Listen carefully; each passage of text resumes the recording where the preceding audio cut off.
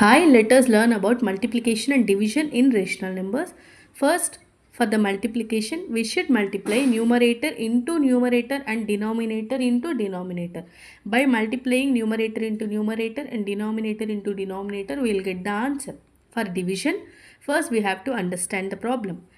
ప్రాబ్లమ్ని అర్థం చేసుకున్న తర్వాత ఫస్ట్ ఫ్రాక్షన్ని అలాగే రాసి మధ్యలో ఇంటూ మార్క్ని వేసిన తర్వాత లాస్ట్ ఉన్న ఫ్రాక్షన్ని రెసిప్రోకల్గా రాయాలి. అంటే న్యూమరేటర్ని డినామినేటర్గా, డినామినేటర్ని న్యూమరేటర్గా చేంజ్ చేసిన తర్వాత numerator into numerator and denominator into డినామినేటర్ని పర్ఫామ్ చేస్తే will get the answer for division.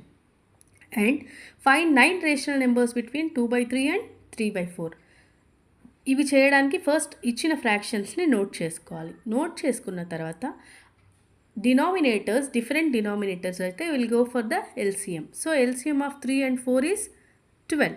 So first ఫ్రాక్షన్ని రాసుకున్న తర్వాత నెక్స్ట్ ఫ్రాక్షన్లో ఉన్న డినామినేటర్ అంటే ఏదైతే 4 ఉందో దాన్ని ఈక్వివలెంట్ ఫ్రాక్షన్గా రాసుకొని మల్టిప్లై చేసుకోవాలి. So it becomes 8/12 and 3/4. ఇప్పుడు 3/4 తీసుకున్నప్పుడు ఫస్ట్ ఫ్రాక్షన్లో ఉన్న డినామినేటర్ని ఈక్వివలెంట్ ఫ్రాక్షన్గా రాసుకోవాలి.